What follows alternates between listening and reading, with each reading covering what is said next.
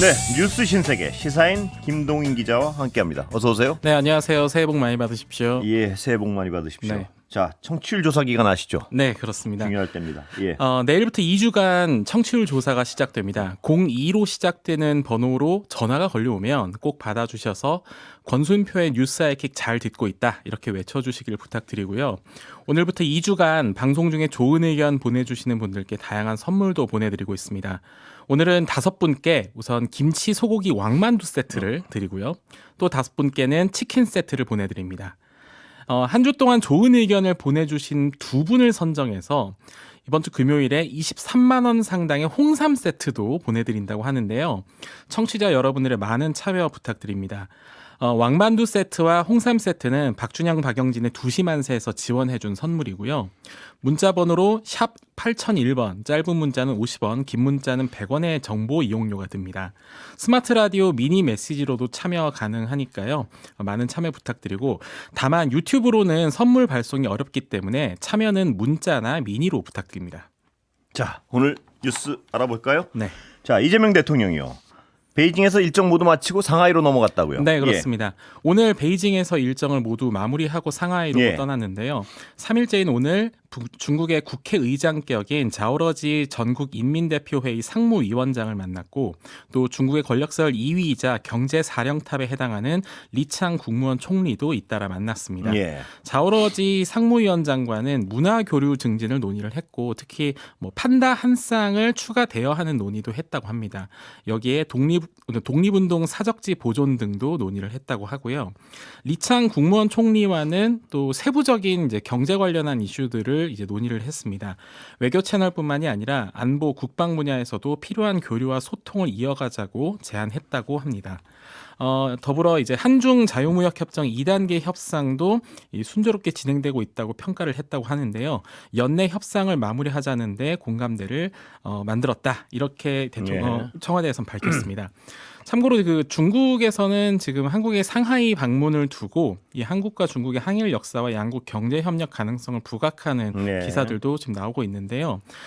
여기에 더불어서 어젯밤 이제 위성락 국가안보실장이 이 정상회담 이후에 프레스 센터에서 이제 브리핑을 했어요. 이 내용에서도 궁금한 사안들이 좀 있는데, 특히나 가장 민감한 현안으로 꼽히는 서해 구조물 문제와 관련된 논의도 이어졌다라고 밝혔고요. 이 서해의 경계가 지금 확정되지 않은 상황을 고려해서 올해부터 경계 획정을 위한 차관급 회담을 개최하기로 했다 이렇게 밝혔습니다. 한한 영화나 등 문화 교류는 어떤 내용이 있습니까? 바둑이나 축구 등의 분야부터 교류를 점진적으로 확대하겠다라고 했는데, 이게 그 한한령 자체를 정부에서 공식적으로 이제 한국의 문화 상품은 보지 마라 이렇게 발표를 하진 않아요. 이게 언제나 간접적으로 이루어지는 부분이 있는데, 이래서 이제 중국에서는 그 존재 자체를 이제 인정하진 않습니다. 다만 이 드라마나 영화 같은 부분에 대해서도 실무 협의를 통해서 진전을 모색하겠다 이렇게 밝힌 상황입니다. 자, 미국 베네수엘라요. 국제 뉴스 중에 요새 이만큼 관심을 이목을 집중시키는 뉴스가 없는 것 같은데. 네, 맞습니다. 자, 미국으로 압송된 니콜라스 마두로 베네수엘라 대통령 법원에 출석했습니다. 보니까. 이게 참 이 며칠 만에 미국 법원에 출석한 상황이라는 게 참 아이러니한데요. 그렇습니다. 현지 시각으로 5일 뉴욕 남부 연방법원에서 열린 기소 인부 절차에 이 마두로 베네수엘라 대통령이 출석을 했습니다. 이 자신에게 적용된 4개 혐의에 대해서 모두 무죄를 주장하면서요. 나는 전쟁포로다 이렇게 주장했다고 외신이 보도를 했습니다. 특히나 그 미국 특수부대의 작전이 이게 미국의 사법 집행이 아니라 무력 분쟁 과정에서 발생한 군사 작전이었다 이렇게 마두로 대통령은 주장을 하고 있는데요. 이 제네바 협약에 따르면 전쟁포로는 신문이 좀 다릅니다. 무력 분쟁에서 포획 구금된 합법적인 전투원으로 이제 취급을 받고요. 분쟁 종료 시에는 석방되는 게 원칙인데 한마디로 기소 자체를 좀 무력화해야 된다라고 생각을 한 것 같습니다. 그런데 이제 미국 법원에서는 나는 전쟁포로다라는 주장에 대해서는 이제 선을 긋고 있어요. 이 모든 것을 다룰 시간과 장소가 있을 것이다라고 하면서 이 절차, 법적 절차는 어쨌든 계속 이어갔다고 합니다. 게다가 지금 미국이 군사력을 동원해서 외국의 권력자를 실제로 법원에서 처벌한 전례가 있거든요. 1990년 미국으로 합송된 파나마의 독재자 마누엘 노리에가도 이 재판 과정에서 불법 체포 부분을 주장을 하긴 했지만 결국 징역 40년을 선고받기도 했습니다. 도널드 트럼프 행정부는 지금 이번 작전이 군사 작전이 아닌 법 집행 작전이다. 이 부분을 계속해서 강조하고 있습니다. 예, 법 집행 작전이다. 네. 자, 그런데 이게 도대체 왜 이런 질문들이 뭐 근원적인 질문 아니겠습니까? 근데 베네수엘라 석유가 목적이다. 뭐 이게 직설적인 답변 같은데요. 그리고 예. 그 이후에도 석유와 관련된 조치들을 매우 빠르게 진행하고 있다. 이 부분이 특히 주목을 받고 있는데요. 트럼프 대통령도 관련해서 발언을 남겼습니다. 현지 시간으로 5일 이 자국의 석유 회사들이 베네수엘라에 다시 진입해서 석유 생산량을 늘리는데 1년 반도 걸리지 않을 것이다. 이런 예상을 이 방송 전화 인터뷰에서 남긴 겁니다. 특히 이렇게 언급을 했더라고요. 이 과정에서 막대한 금액이 지출되어야 할 것이고 그 돈은 석유 회사들이 지출할 것이다. 그리고 이후에 우리에게서 또는 수익을 통해서 보전받게 될 것이다라고 주장을 했는데 이게 트럼프 화법의 특징이잖아요. 비용은 남들이 낼 것이다. 이 부분을 특히나 좀 강조한 상황이고요. 현재 지금 석유산업 통제권을 확보하기 위해서 보폭을 넓히고 있는데 크리스 라이트 미국 에너지부 장관이 이번 주 석유회사 임원들과 만나는 자리가 있다고 합니다. 이 컨퍼런스가 진행될 예정인데 특히나 이 엑슨모빌 그다음에 코노코필립스 등 미국 석유 회사들이 지금 석유 개발 사업에 투자한 자산을 이전에 이제 베네수엘라에서 한번 이제 몰수한 적이 있지 않습니까? 이 부분에서 다시 한번 사업에 참여하게 하는데 이 미국에서는 이런 분석도 나오고 있습니다. 이게 다시 들어가기엔 리스크가 좀 수반되는 사업인데 얼마나 적극적으로 석유 회사들이 나설 것이냐 이 부분은 좀 불확실하다고 미국 언론들이 지적을 하고 있는 상황입니다. 예. 자, 마두로 체포 당일날 SNS 게시물 말이에요. 네. 왜 김해공항 사진을 썼을까요? 트럼프 맞습니다. 대통령이. 예. 그게 지금 특히 오늘 우리 언론에서 좀 화제가 됐는데요. 마두로 대통령을 체포한 뒤에 공식 SNS 계정에 3일에 올린 계정 사진이었죠.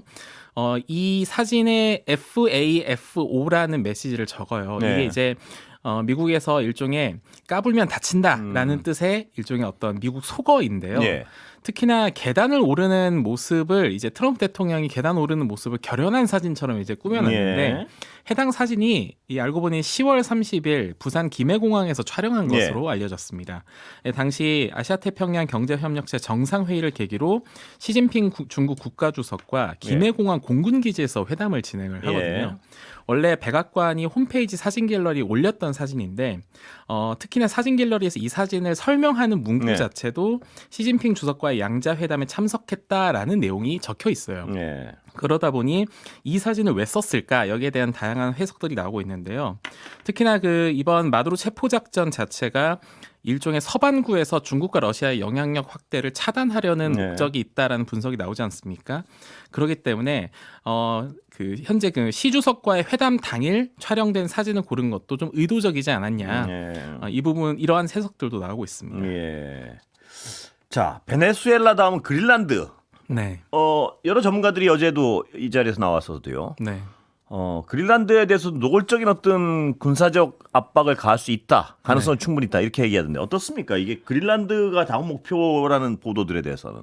특히나 이 보도들에 대해서 트럼프 행정부 내에서 조금씩 이런 발언들도 나오고 있다는 게 특히나 지금 주목되는 부분인데요. 그 뉴욕타임즈 보도에 따르면 스티븐 밀러 백악관 부비서실장이 CNN과의 인터뷰에서 이렇게 얘기를 했다고 해요. 질문이 그린란드 확보를 위해서 군사력을 사용할 수 있느냐라는 질문이었는데 그린란드의 미래를 두고 미국과 군사적으로 싸우려는 나라는 없을 것이다라고 우회적으로 표현을 한 겁니다. 일종의 무력 사용 가능성을 지금 배제하진 않는다라는 의미가 되는 건데요. 특히나 이 밀러 부실장 같은 경우에는 트럼프 대통령의 최측근으로 꼽히고 있는데 그 전부터 세계는 힘과 권력에 의해 움직인다라는 본인의 주장을 계속해서 피력해 왔었거든요. 그러다 보니 그린란드에 대한 어떤 우리의 우려가 지금 가능성이 없는 게 아니구나. 이런 분석들도 나오고 있고요. 특히 지금 유럽에서 특히 반발이 거셉니다. 어쨌든 원천 차단을 해야 된다라는 메시지들이 나오고 있는데 현지 시간으로 5일 덴마크 메테 프레데릭센 총리가 관련 발언을 남겼어요. 역사적 동맹국을 위협하는 행위를 중단하라라고 반발을 하면서요. 예. 미국의 그린란드 점령은 북대서양 조약기구 즉 나토의 종말이나 마찬가지다. 예. 한마디로 군사적으로 충돌을 하는 순간 유럽과 미국 사이의 어떤 동맹 관계는 근본적으로 바뀌어버린다라는 점을 강조를 한 상황입니다. 네. 그리고 또 그린란드를 이끌고 있는 옌스 프레데리크 닐센 총리가 또 본인의 페이스북에 같은 날 이런 언급을 또 하기도 했습니다. 이제 그만하라라는 문구를 적으면서 예. 불편한 심기를 드러내기도 했습니다. 예. 복잡하군요. 이 그린란드까지 그럴 수 있을까요, 과연? 예. 그런데 과거부터 이미 트럼프 대통령이 이미 그렇습니다. 그린란드에 뭐 관련한 야욕을 발언을 드러내긴 했는데요. 이 네. 동맹 관계를 무시하고 여기까지 어떤 폭력적 수단을 써가지고 이게 점령이 가능할까? 좀 이따 전문가 모시고요. 네. 자세히 한번 짚어보겠습니다. 궁금한 부분입니다. 과연 이렇게까지 할까? 과연 예. 자, 정치권 상황으로 좀 돌아가 볼까요? 네. 자, 더불어민주당 내부에서요. 김병기 전 원내대표의 탈당 요구하는 목소리가 나오고 있군요. 네. 예. 정확히 탈당이라는 단어를 쓴 사람은 매우 소수지만 예. 어쨌든 선당 후사라는 언급을 하면서 본인이 좀 결단을 내려달라는 메시지가 반복해서 나오고 있습니다. 예. 당내에서 이런 이 발언들이 나오는 걸 좀 정리해 보면요.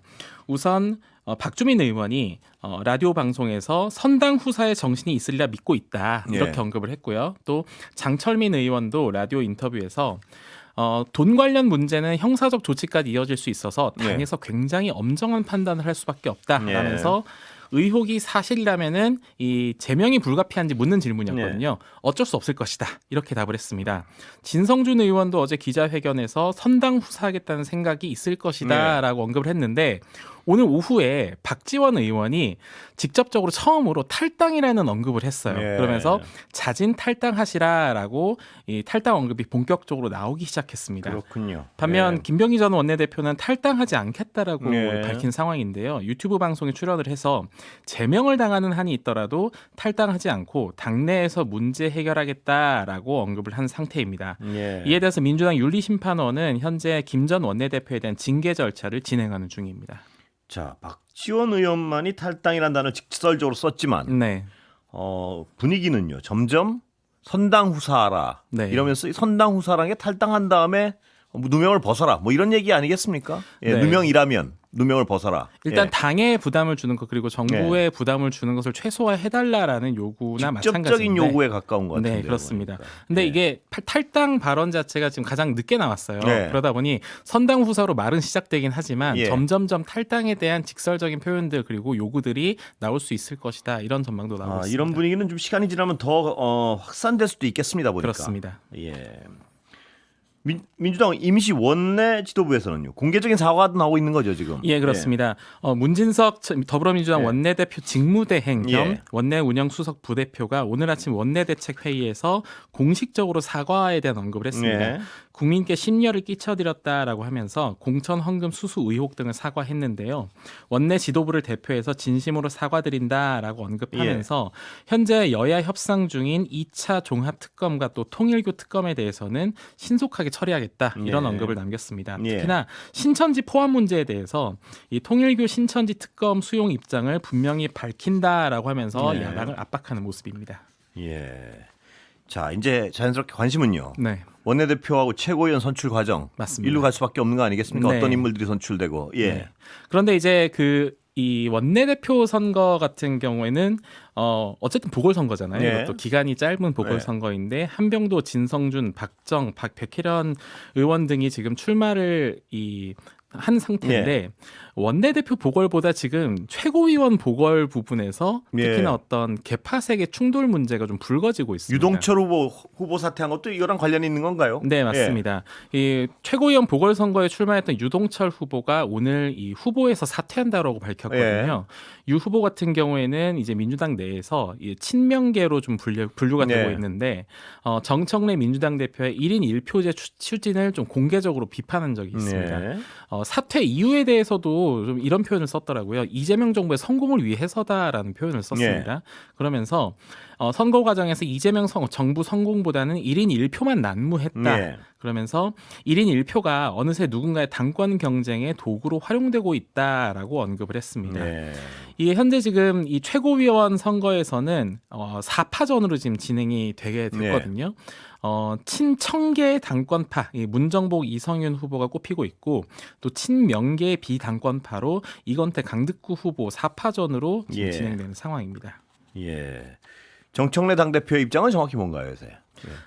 지금 아무래도 당 안팎으로 상당히 시끄러운 일이 많다 네. 보니까 본인의 입장에 대해서도 좀 묻는 질문들이 나오고 있는데요. 유튜브 방송에 출연해서 이런 언급을 좀 했습니다. 공천 헌금 의혹에 대해서는 이건 어떤 시스템 문제라기보다는 휴먼 에러에 네. 가깝다. 이 휴먼 에러라는 게 결국에는 사람의 문제고 이건 개인의 일탈이다라는 네. 부분에 조금 더 초점을 맞추는 것으로 보입니다. 네. 이 외에는 다른 일이 없다고 믿고 있고 또 없길 바란다라고 언급을 했는데요. 예. 어떤 전수조사나 또는 뭐 새로운 제도를 도입하는 대책 같은 것들은 없냐 네. 이런 질문에 대해서는 뭐 이런 일은 뭐 예상해서 할 수는 없지 않냐 그러면서 발본색원 원천 봉쇄하는 일밖에 없다 네. 이렇게 언급을 했습니다. 예. 지금 또 다른 이슈가 아무래도 이해운 기획예산처 장관 그렇습니다. 후보자 네. 문제잖아요.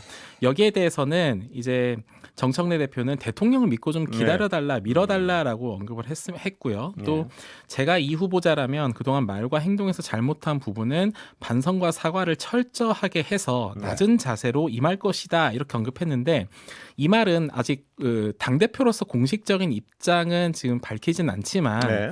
이 청문회 과정은 좀 보겠다 이런 발언으로 좀 해석이 되고 있습니다. 청문회 하여튼 볼만할 것 같습니다. 네. 예. 그리고 쉽진 않을 것 같아요, 보면. 네. 예. 청문회 일정 안 잡혔죠, 아직? 예. 네. 그리고 지금 이 청문회와 관련해서도 사실 추가적인 얘기들이 좀 나오고 있고 예. 아들의 어떤 예. 네, 임대차 문제 예. 이 부분들도 좀 부각이 되고 있는 상황이라서 예. 제가 국회 쪽에 얘기를 들어보면은 지금 청문회 자체가 이제 워낙 이슈가 크다 보니까 예. 거기에 좀 집중을 많이 하고 있다라는 얘기가 나오고 있습니다. 예. 자, 공천원금 수수 의혹에 대한 수사요. 네. 강선우 의원의 전 사무국장 불러서 조사했다고요. 경찰이. 네, 맞습니다. 지금 경찰이 본격적으로 이제 조사를 시작하고 있는 상황인데요. 예. 경찰이 강 의원의 지역 사무실 사무국장을 맡았던 전 보좌진 A 씨에 예. 대해서 이 피의자 신분으로 불러서 조사를 했습니다. 근데 이 부분이 좀 중요한 것 같아요. 네. 그러니까 단순히 참고인 신분으로 조사를 하는 게 아니라 피의자 신분으로 조사한다는 네. 것 자체는 어느 정도의 혐의를 지금 입증할 만한 이 증거 자료나 혹은 이 정황 자료들이 좀 파악이 된 상황이다. 예. 이렇게 볼 수 있을 것 같은데요. 이 A 씨 같은 경우에는 언론에서 공개된 녹취에서 예. 강 의원이 김 시의원으로부터 1억 원을 받아서 이제 보관했다고 좀 지목한 인물이죠. 현재 본인은 이걸 좀 부인하는 것으로 전해졌는데 이미 어느 정도 금품수수 정황 확보했다는 네. 관측도 나오고 있습니다.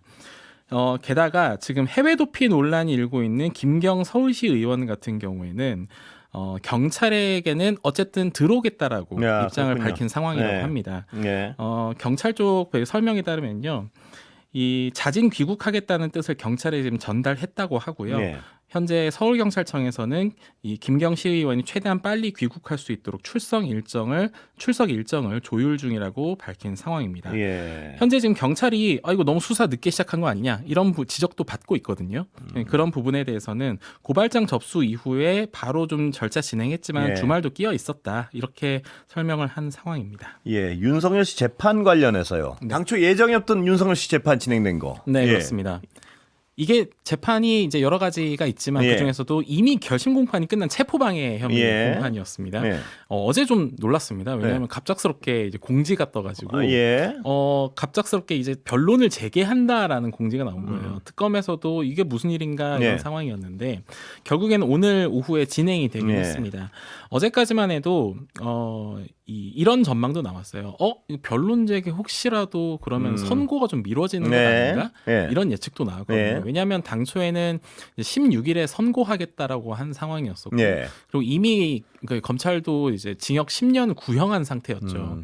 그러다 보니 혹시라도 이 내란 수괴 혐의 재판이 별도로 진행이 되고 네. 있는데 이 내란 수괴 혐의 재판 이후까지도 밀리는 것 아닌가라는 예측도 나왔습니다. 네. 그런데 오늘 막상 좀 오후에 뚜껑을 좀 열어보니까 1심 선고 일정은 변하지 않는다라고 해요. 네. 재판부에서는 지금 사건 검토 과정에서 추가 심리가 필요한 부분이 좀 발견이 됐고 이걸 좀 물어보기 위해서 변론을 재개했다라고 설명을 하고 있고요. 이 변론 재개하고 나서 윤석열 전 대통령 측에서는 이거 이렇게 된 거 좀 기일을 더 잡고 그다음에 내란 수괴 혐의 재판 결과까지도 보고하는 게 어떠냐라는 형태로 계속해서 주장을 해왔어요. 그리고 이번에도 재개된 김에 좀 늦추자라는 형태의 주장을 했는데 여기에 대해서 재판부에서는 딱 잘라서 이 선고 일정 변하지 않는다 이렇게 얘기를 하는 상황입니다. 예. 자, 내란 수괴 혐의 재판은요. 네. 이번 주가 클라이막스죠, 이제? 맞습니다. 이번 주 클라이막스고 어제 재판이 한번 진행이 됐고요. 그리고 내일 재판이 예정되어 있고 또 금요일에 재판이 예정되어 있습니다. 보통 이 내란 수괴 혐의 재판은 증인이 누가 나오느냐에 따라서 중요도가 상당히 좀 달라지기도 했었고 또 의외의 증인이 또 의외의 발언을 했기 때문에 지금 이 모든 내란 관련한 재판에서 제일 중요합니다. 그리고 최종 클라이막스인 김용현 증인까지 나와서 김용현 증인을 주신문 검찰 측에서 주신문을 하고 그다음에 반대 신문을 변호인 측이 하는 형태로 이루어졌어요. 이제 남은 회차가 2회차 정도인데 이 2회차 동안에는 서로 간의 법리를 서로 다툽니다. 검찰 측 법리 다툼도 시작되고 또 변호인 측도 법리 다툼이 시작됐는데 어제 좀 소란스러웠습니다. 그 과정에서 처음으로 지규현 재판장이 좀 언성을 높인 이 일도 있어서 화제를 좀 모았고 이게 오늘 영상이 이제 오늘 공개되니까 그 영상도 오늘 특히 온라인에서 좀 시끌시끌했는데요. 이 영상에서 나오는 부분에서는 지규현 재판장이 화를 낼 때 이렇게 언급을 해요. 지규현 재판장이 윤석열 씨 변호인 측에 화를 낸 적이 없죠? 그리고 정확하게는 지금 김용현 전 장관 측 변호인에게 화를 냅니다. 광의의 윤석열 씨 측에 화를 낸 적이 없는 것 같은데. 변호인 측에게 이렇게 언성을 높인 적이 없는데 그래서 한편에서는 이 정도는 돼야지 화를 내는 것인가 이런 언급들도 나오는데요. 그리고 선고 과정을 위한 빌드업이다 여러 가지 해석이 나오는 것 같아요. 여러 가지 해석이 나오고 있습니다. 표현을 이렇게 했습니다. 남의 말을 막 막으시는 분들이 무슨 자유주의 민주주의를 얘기를 하느냐 이런 언급까지도 나왔는데 저희가요 이 화내는 모습 있다가 잠시 후에 하프타임에서요. 유튜브를 통해서 그 모습을 한번 공개해드리겠습니다. 저도 관심이 있어서 어느 정도로 화냈는가 한번 봤으니까 잠시 후에 공개해드릴 거고요. 그 전 상황 조금만 이제 언급을 하자면 김용현 측 변호인들이 한마디로 검사도 여러 명이 앉아 있잖아요. 그런데 수사 검사가 발언을 하는 것은 이치에 맞지 않다라는 형식으로 계속해서 재판의 어떤 진행에 개입을 하려고 합니다. 개입을 하니까. 그러다 보니까 지규현 재판장은 근데 얘기하니까 얘기는 듣고 하자. 지규현 재판장 스타일이 이제 무슨 말을 하든 일단 들어줄게거든요. 얘기를 듣고 하자라고 했는데 계속해서 개입을 하는 거예요. 그러다 보니 내가 벌써 3번이나 경고를 했고 지금 이 재판을 이제 진행하는 것을 막지 말아달라는 형태로 이 언성을 높이게 됩니다. 이 포인트가 과연 이제 나중에는 실제 재판 판결이 나왔을 때 그래서요 선고 과정에서 무슨 어떤 선고를 위한 빌드업 아니냐 이런 추정이죠 다 어떤 의미인지는 열어봐야 알겠죠. 추후에 어쨌든 소환될 장면이지 않을까 싶습니다. 여기까지 듣겠습니다. 김동인 기자 고생했습니다. 네, 고맙습니다.